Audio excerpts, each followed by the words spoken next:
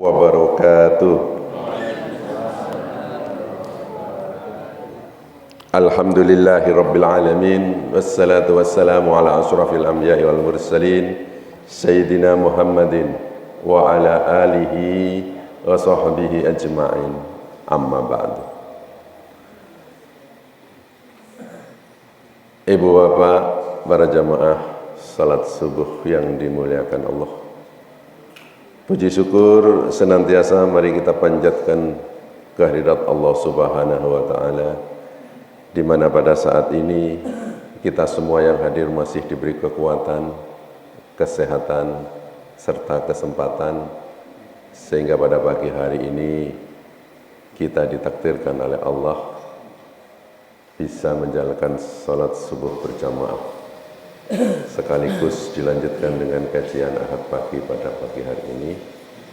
Mudah-mudahan apa yang telah kita lakukan dari awal sampai detik ini mendapat catatan terbaik di sisi Allah Subhanahu wa taala. Amin ya rabbal alamin. Ibu bapak yang dimuliakan Allah, saya pada kesempatan kali ini ingin menyampaikan satu tema yang berkaitan dengan bagaimana tubuh ini sangat luar biasa dalam penyembuhan penyakit di dalam tubuh ini. Ibu bapak yang dimuliakan Allah,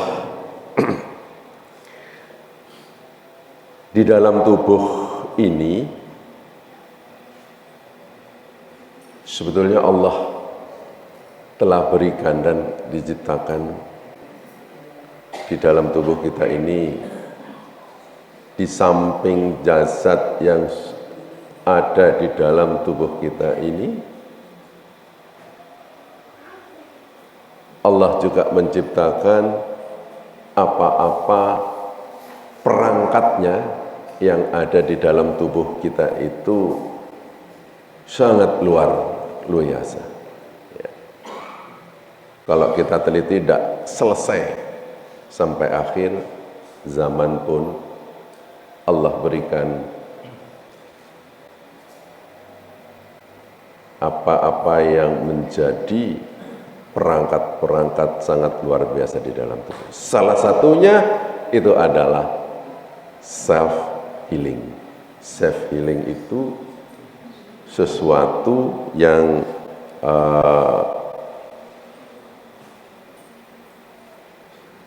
suatu kondisi untuk penyembuhan diri sendiri, yang merupakan proses alami tubuh manusia untuk memulihkan diri dari berbagai penyakit atau cedera. Self healing. Sekali lagi, Allah itu sudah memberikan perangkatnya di dalam tubuh kita, itu adalah sangat luar biasa. Jadi contohnya kalau kita sakit, Bapak Ibu,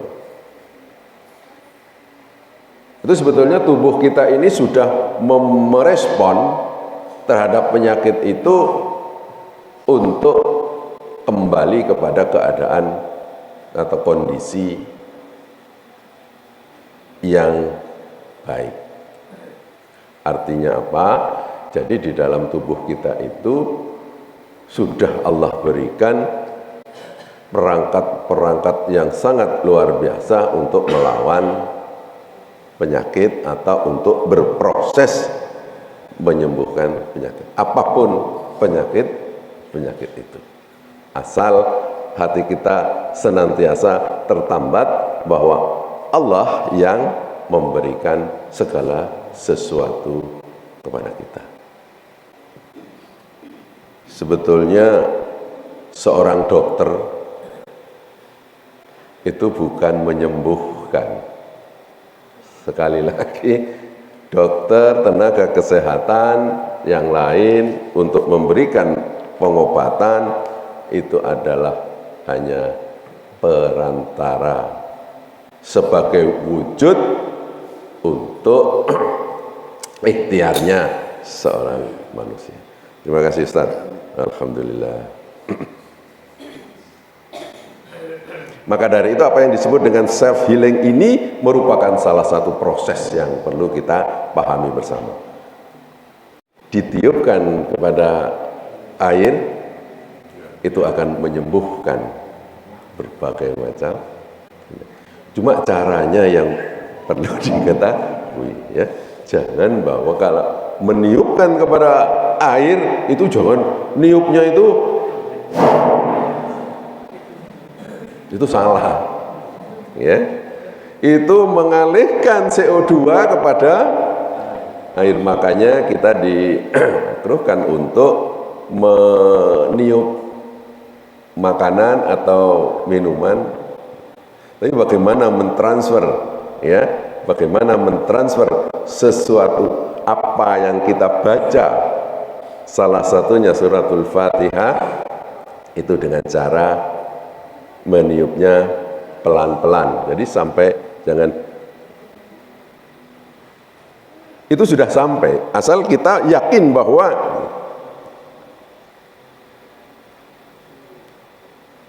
bisa nggak salah benda itu atau suatu ayat, suatu apapun tersimpan di dalam air, kan itu anunya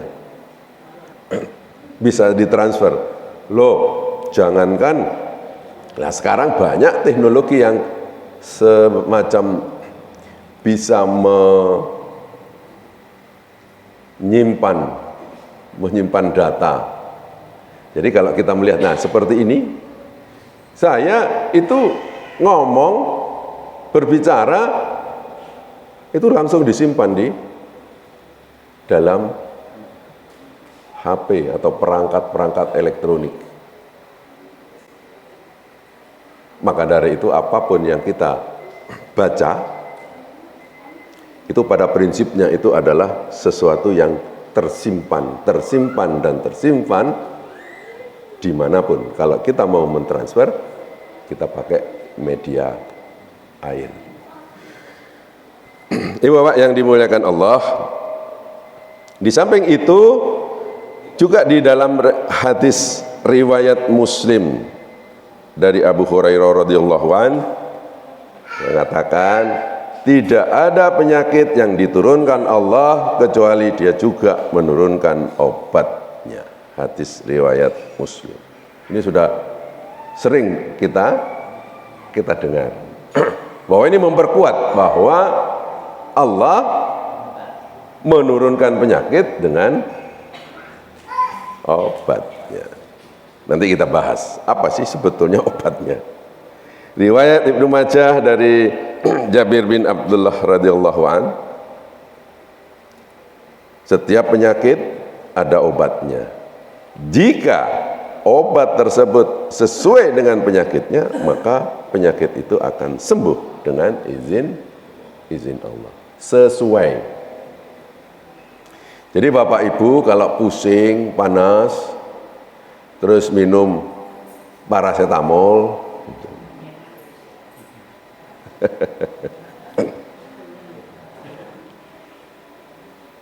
kemudian terasa enak, itu bukan paracetamolnya, dengan izin Allah. Contoh saja Bapak Ibu pusing, greges, flu, diberikan teh hangat, kalau ini panas.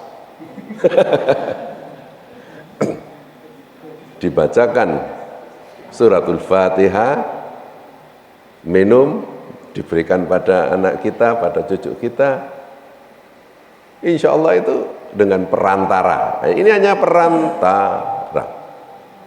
Jangan kebalik bahwa kalau Bapak Ibu ke dokter, diberikan resep, diberikan obat, bahwa obat itulah yang akan menyembuhkan. Ini syirik kecil, syirik yang samar. Hati-hati. Kadang-kadang lagi untuk membanggakan dokter, datang lagi setelah diberi resep bla bla bla bla bla bla, dalam 3 hari kontrol ya, betul-betul kontrol dan mengatakan bahwa terima kasih dokter, saya sudah sembuh. Jadi Allahnya itu gak disebut. Nah, ini yang kadang-kadang kita salah. Oke. Sekali lagi, bukan berarti bahwa wis lek loro gak usah nang dokter. Itu bukan begitu. Bukan ke dokter. Tapi bagaimana upaya yang ada di dalam diri kita sendiri bahwa Allah itu sudah memberikan perangkatnya untuk melawan penyakit. Ya, nanti kita bahas. Allah juga tidak akan menurunkan penyakit kecuali Dia juga menurunkan obatnya, kecuali penyakit tua. Penyakit tua ada obatnya nggak ya? Oh, sekarang lagi apa ya, booming bahwa anti aging itu anti ketuaan. Ada yang, saya rasa ibu-ibu enggak ya. Tapi biasanya ibu-ibu itu anti aging. Anti aging itu ono sing disuntik, ono sing minum obat, ono sing agar supaya wajah ini masih tetap cling. Glowing, pakai apa, pakai ini, begitu mahalnya. Ya kelihatan sih, karena itu proses. Mungkin wajahnya saja yang glowing. Kalau dilihat, loh wajah itu sing glowing, awake kok ireng. Kok tetap ireng, nggak semuanya. Nah itulah, kadang-kadang dunia ini penipu, dunia ini sandiwara. Tapi bagaimana kita itu seharusnya inner beauty, kecantikan dari dalam itu sangat luar biasa. Jadi inner beauty, bahwa ya sehatnya, kelihatan glowingnya, kelihatan cahayanya, itu memang harus dari dalam. Organ-organ tubuh yang berfungsi dengan baik itu sudah sangat luar biasa untuk bisa memancarkan keindahan-keindahan yang ada di dalam tubuh kita. Jadi jangan ngeres ulo, kalau apa ngeres ulo ya? Ngeres ulo. Saya dari dulu cari di kamus ngeres ulo itu ono, ngeres ono, ulo ya ono. Jadi dalam hati kita itu selalu tidak ridho, tidak nyaman, tidak mengeluh, mengeluh. Rasa syukur itulah yang seharusnya ditumbuhkan ke dalam tubuh kita. Nah, ibu bapak yang dimuliakan Allah, sebetulnya di dalam tubuh kita itu ada yang namanya dalam kelompok enzim antioksidan. Ini antioksidan sudah pernah juga saya sampaikan beberapa waktu yang lalu. Yang namanya superoxide dismutase. Ini menghancurkan radikal superoksida. Jadi di dalam tubuh ini setiap ada proses-proses metabolisme, proses-proses apapun yang ada di dalam tubuh kita, kita minum, kita makan, kita masukkan segala sesuatu ke dalam tubuh kita, itu terjadi yang namanya oksidasi. Salah satu efek keluarnya oksidasi adalah oksidan. Nah, di dalam tubuh Allah berikan yang namanya superoxide dismutase. Ini akan menghancurkan radikal-radikal yang tadinya muncul akibat proses metabolisme yang ada di dalam tubuh, ini akan dihancurkan. Katalase menghancurkan hidrogen peroksida. Hidrogen peroksida ini juga sangat berbahaya kalau kita ada di dalam tubuh. Jadi contohnya kalau ibu pernah ke puskesmas, pernah ke rumah sakit, pas luka gitu ya, dibersihkan lukanya, kemudian sudah bersih. Nah, kalau sudah bersih itu baru terakhir diberikan hidrogen peroksida. Dan hidrogen peroksida muntuk, gelembung gitu ya. Itu tujuannya adalah supaya apa-apa yang ada di dalam luka itu bisa dihilangkan dengan hidrogen peroksida. Glutation peroksidase itu menghancurkan hidrogen peroksida dan radikal bebas. Lengkap Bapak Ibu. Ini kalau dibahas satu persatu tidak cukup waktu karena ini segala sesuatu menjadikan di dalam tubuh itu sangat luar biasa. Kemudian anti oksidasi dan non enzim. Glutation, vitamin C, vitamin E, beta karotin, selenium, koenzim Q10 apa iku? Ini sudah dipelajari oleh ahlinya bahwa menghancurkan radikal bebas dan melindungi membran sel. Jadi tubuh kita itu kan dari sekian banyak menjadi terakhir menjadi sel itu yang paling kecil yang membentuk segala macam yang ada di dalam tubuh kita. Kalau baik selnya, maka seluruh organ, misalnya di jantung. Kalau sel-sel jantung itu baik, maka jantungnya itu baik. Kalau sel-selnya itu jelek atau rusak, ya akhirnya juga muncul kerusakan yang ada di dalam tubuh kita. Seruloplasmin itu menghancurkan radikal bebas dan mengatur kadar tembaga. Ini kadang-kadang kita makan ya, banyak sekali mengandung unsur-unsur logam. Walaupun kita tidak tahu karena salah satunya itu adalah untuk metabolisme yang ada di dalam tubuh kita. Ibu Bapak yang dimuliakan Allah. Allah menurunkan penyakit juga dengan obatnya. Di luar antioksidan alami itu banyak sekali. Beberapa waktu juga sudah saya sampaikan. Buah-buahan. Ini termasuk jeruk, stroberi, kiwi. Pernah perso kiwi? Pernah. Itu kalau diiris itu ada biji-bijinya yang hitam-hitam. Itu jangan dibuang ya. Langsung aja telan. Karena antioksidannya ada di bijinya.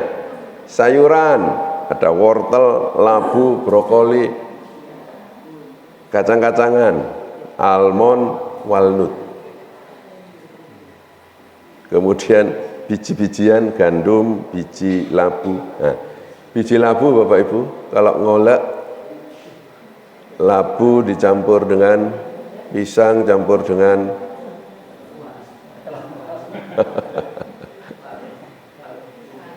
waluh. Bijinya itu, insya Allah itu luar biasa. Jangan dibuang. Keledus saja itu enak malahan.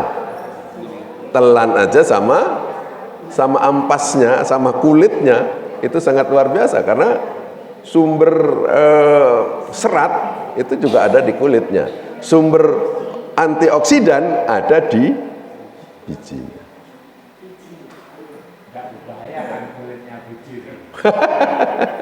Tidak Bapak Ibu. Kok khawatir tumbuh? Enak kalau tumbuh di sini nanti dikunyah. Intinya setiap biji-bijian yang Allah ciptakan, yang kita berikan di alam itu sangat luar biasa. Ikan, ikan ini banyak kalau di laut kita, dekat laut kita. Ya, sampai laut dipageri. Kopo mana tapi ruwet ya, dikapling, laut itu sudah dikapling. Subhanallah. Padahal dia untuk kehidupan ikan-ikan yang ada di situ, itu rencananya kan mau dibruk, mau jadi kawasan yang diuruk. Hati-hati. Jadi mengganggu kehidupan alam itu secara tidak langsung sebetulnya melawan kepada kita, akan terjadi sesuatu yang tidak kita inginkan. Mudah-mudahan pagar itu sudah segera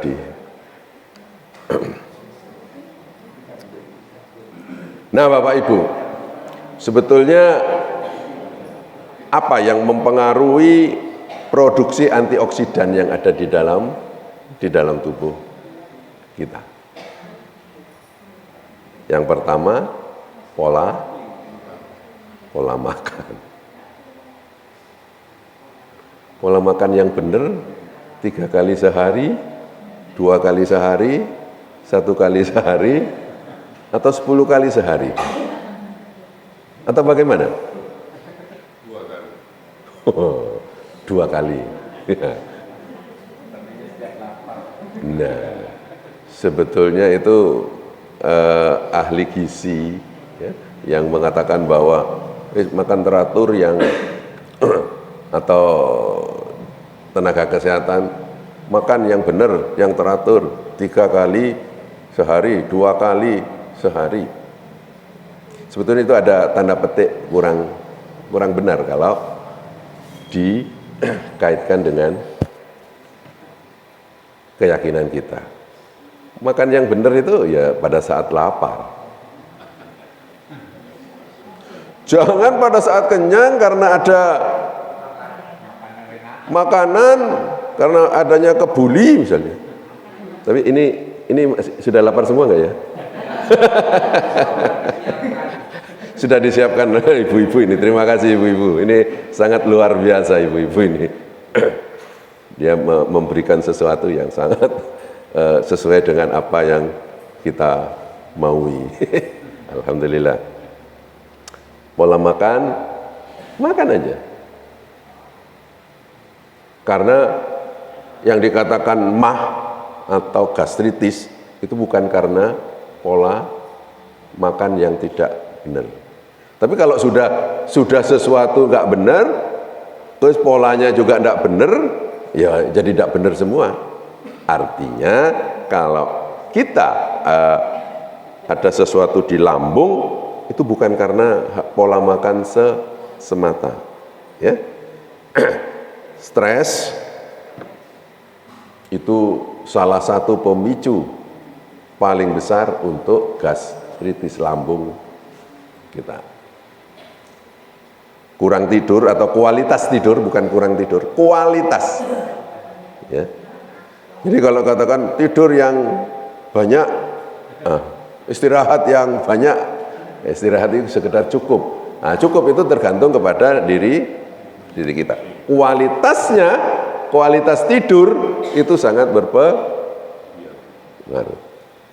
Apa yang disebut dengan kualitas tidur yang baik?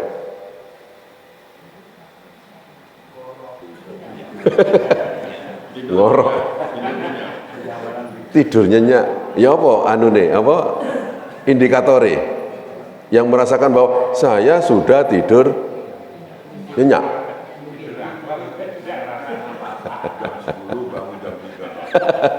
Astagfirullah.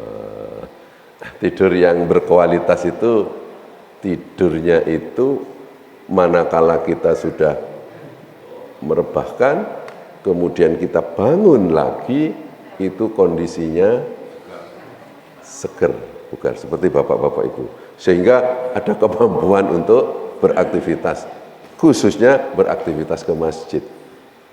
Tidak semua loh bapak ibu yang bangun tadi pagi diberikan Allah bisa sampai di masjid, ya hanya inilah ahli-ahli surga. Amin ya rabbal alamin. Dan ahli-ahli sehat tubuhnya. Amin. Aktivitas fisik itu sudah jadi satu sebetulnya. Kualitas tidur itu begitu bangun seger, enak semua. Itu kualitas. Walaupun tidurnya dengan duduk, gitu. Ini biasanya dilakukan bapak-bapak ketika hari Jumat. Enak. Jadi kalau enggak bisa tidur, datang ke Jumatan, apalagi ada AC-nya, enak. Khotbah.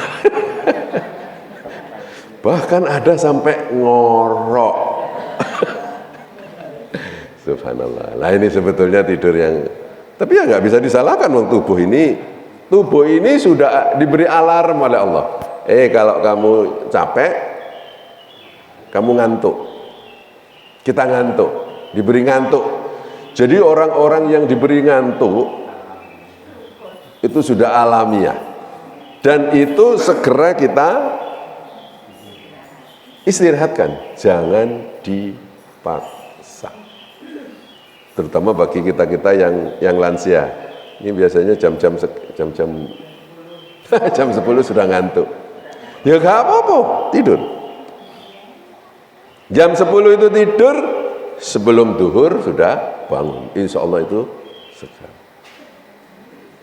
Itu namanya kalau kita kaitkan itu tidur qailullah.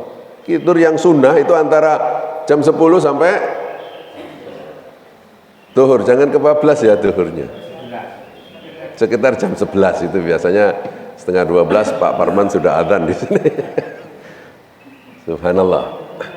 Jadi indikator yang berikutnya itu kalau tidur dikatakan baik, itu salah satunya adalah terus ngimpi.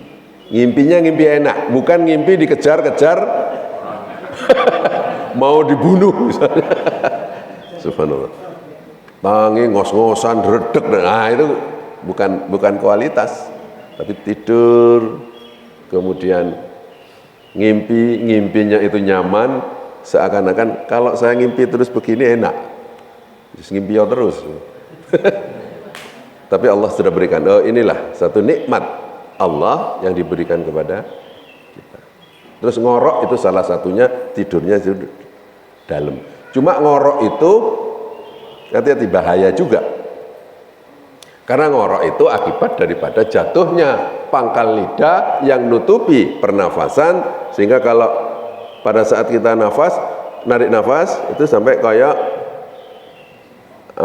fluid yang ditiup.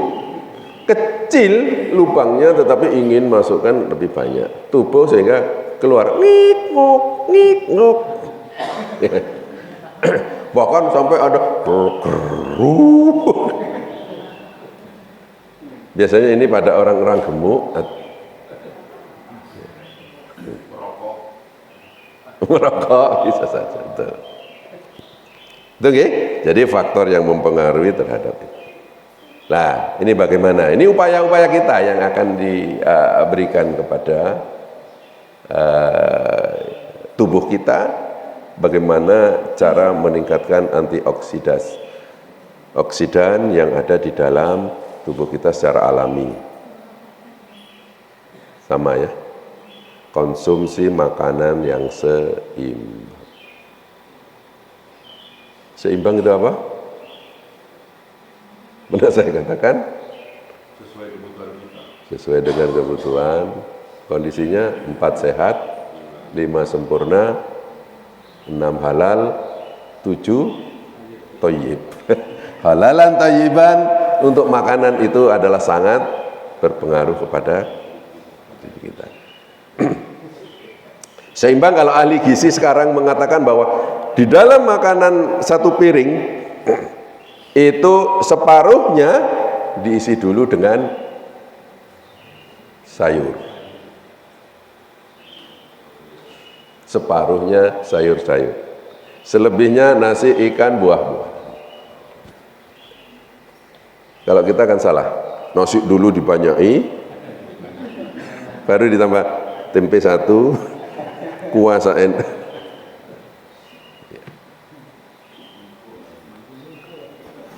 itu katanya ahli gizi. Tapi kalau kita lihat-lihat ya, memang seharusnya tubuh karena perlu serat itu, makanya indikator sehat ada berapa? Ada 3 saya katakan. 1 adalah baik di pencernaannya dengan segala sesuatu, artinya pencernaan kita baik karena makanan kita baik.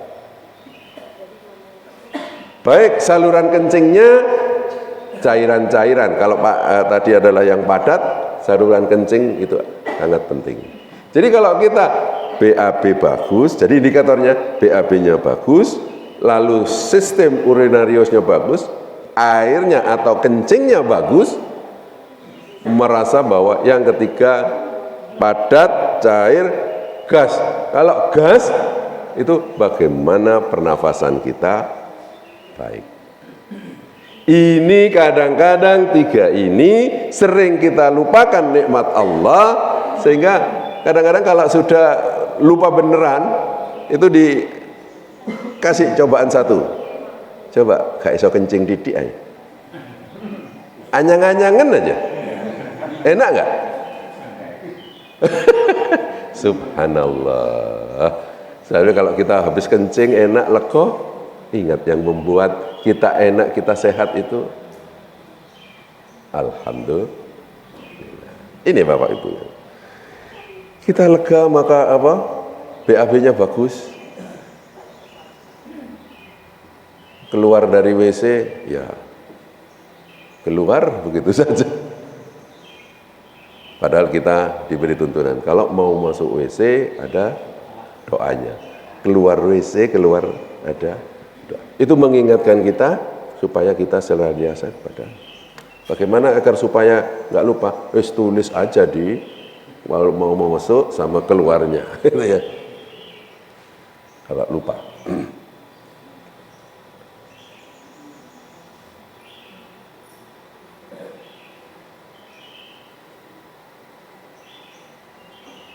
Tidur pasti kelola stres. Ini yang kadang-kadang para kita ini mengatakan, saya nggak stres kok dok. Ada sesuatu yang dipikirkan, nggak ada, enak-enak. Tapi kalau kita lihat, ini dari wajahnya kelihatan nggak orang-orang stres itu?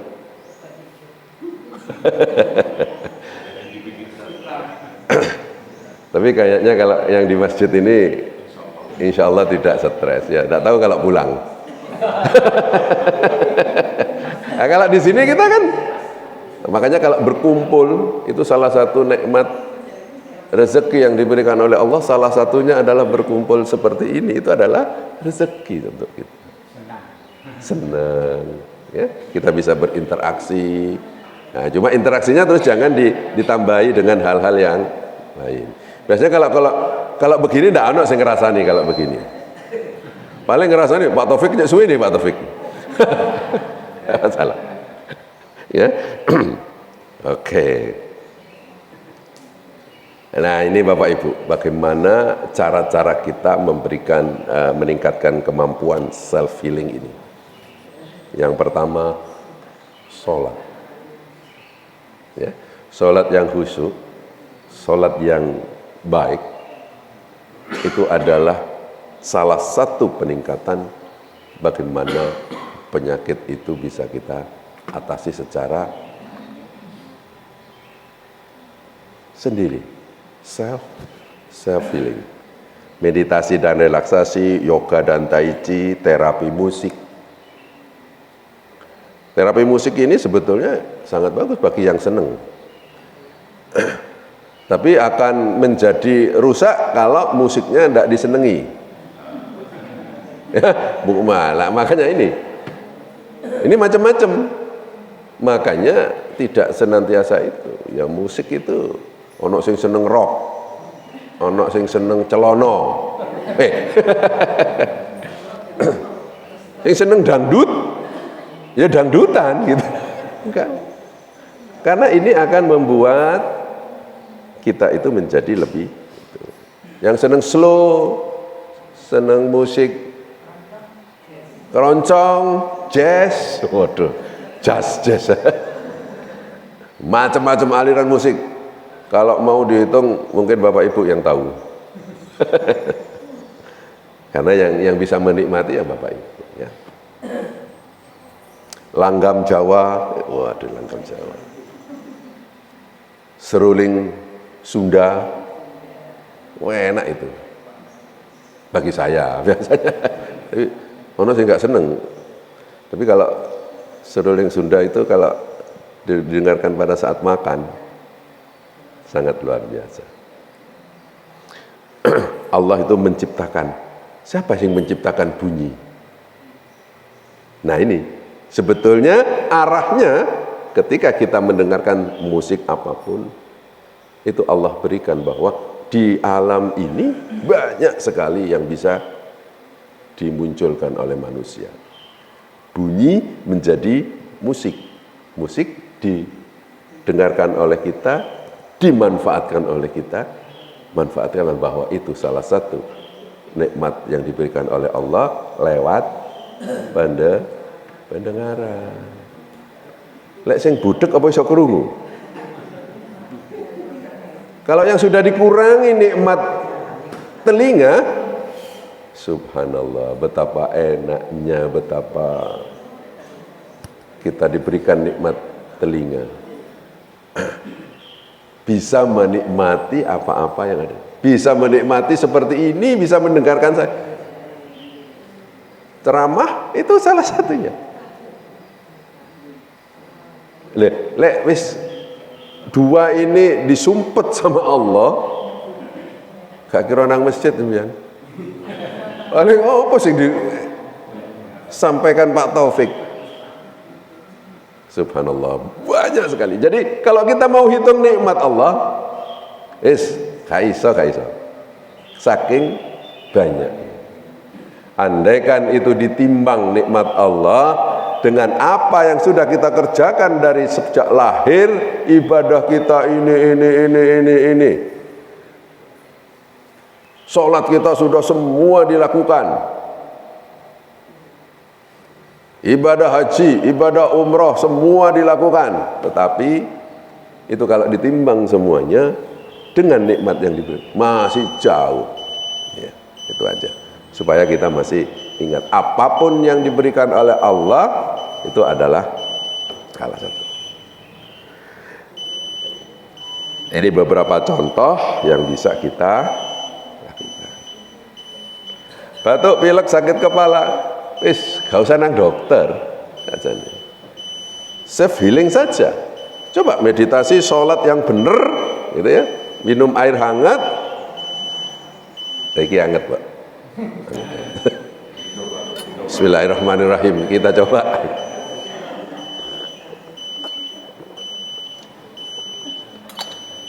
Loh, sampai minum loh ditoto sama Allah. Duduk, ambil airnya, ditaruh. Bismillahirrahmanirrahim. Dengan yang kanan, 3 tegukan, jangan sampai glek. Lek wis glek itu ada oksigen atau ada udara yang ikut masuk, akhirnya pencernaan tidak benar. Ini salah satu cara makannya saja itu akan berpengaruh kepada bagaimana kondisi pencernaan kita. Subhanallah, cedera ringan dan sebagainya. Bahkan sampai kanker pun, itu karena kanker sampai saat ini itu bingung para dokter itu. Dikasih obat apa? Sudah ada sekarang dikasih suntikan, kemo. Sebetulnya dengan self healing, insya Allah itu akan lebih transfer aja. Jadi saya anjurkan kalau ada orang-orang yang sudah katanya didiagnosis atau kanker, jangan berputus asa. Oh, dilukmane mati. Jadi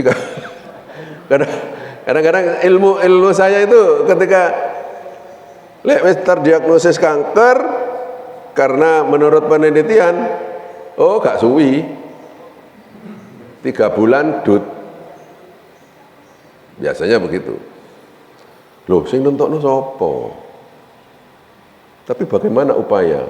Bahkan ada testimoni yang sangat luar biasa, yang sudah didiagnosis AIDS setelah melakukan amalan tertentu, khususnya sedekah yang ikhlas, insya Allah itu akan berpengaruh kepada tubuh kita untuk bisa self healing. Maka dari itu bersedekahlah Bapak Ibu, walaupun dengan apa yang Ibu Bapak miliki. Itu sangat luar biasa, khususnya sedekah subuh. Sedekah subuh seperti sekarang disediakan oleh ibu-ibu nasi kebuli, Pak. Nasi kebuli. Dapat bocoran, ketok Pak aku.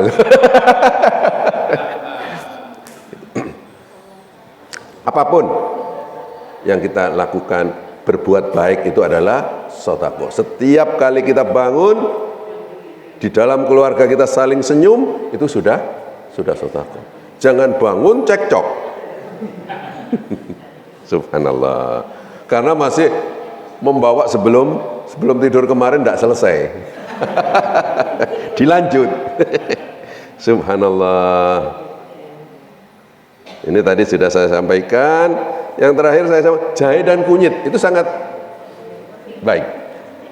Ya. Makanya Indonesia dengan kekayaan rempah-rempah yang cukup bervariasi, banyaknya jumlah dan variasinya, itu diperebutkan. Dulu Indonesia dijajah oleh karena itu Belanda itu datang hanya berdagang awalnya. Suwi-suwi loh kok enak ini bagus, banyak ini, rempah-rempah banyak. VOC datang terus menguasai. Subhanallah.